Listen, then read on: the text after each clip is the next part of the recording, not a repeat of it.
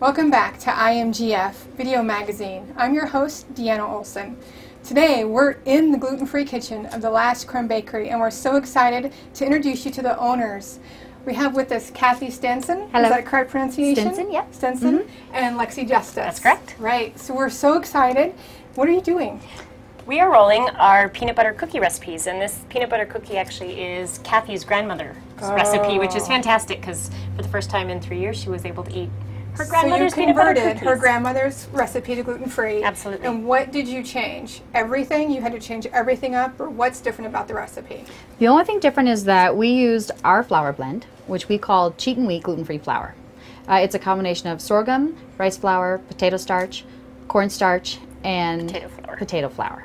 So cup for cup, we put that in, and then cup for cup, even exchange. Yep. And then we put in xanthan gum. And what we suggest is that for a cookie, you would do half a teaspoon of xanthan gum for every cup of flour.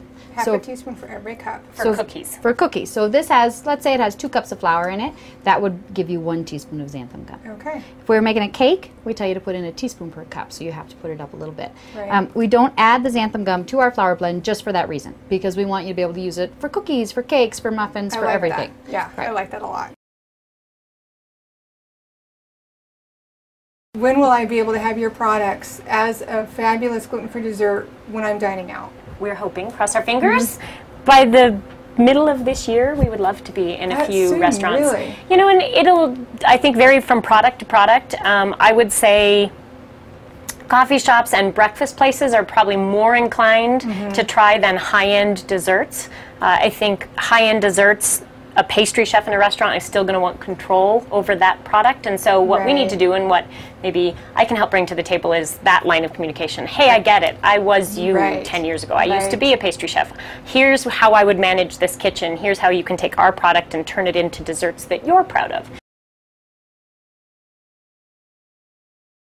You know, if you go to your restaurant and if you're gluten-free and you're bashful, you're not helping anybody. But the other thing about bashful diners is restaurants may not be aware of the demand if you're not speaking up. Like if you look at the menu and you go, ah, there's nothing I can have, and you put it down, they're not cognizant of how many of those patrons that traveled through that restaurant that evening would have ordered a gluten-free dessert had it been an option. So at the very least, being vocal is going to tip the scale for restaurants and say, geez, that's the 12th person this week, and if we could just figure out 2 things to give them. And I think most restaurants would be pleasantly surprised at how much they could do with minimal effort.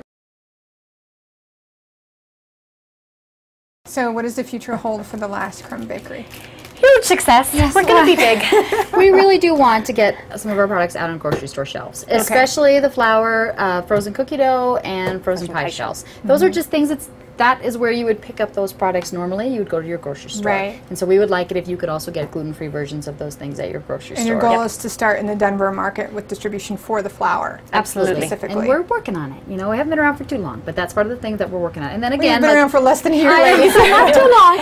So we're getting there. And again, the other thing is the whole wholesale, the going to a restaurant and being able to get a pie, you know, a tart or a cookie, something gluten-free. That we would love that too. We would love to have our products represented in that way too. So we have kind of 2 avenues: end user, and then this middle part, which would be the caterers, the coffee shops, the restaurants, those types of things.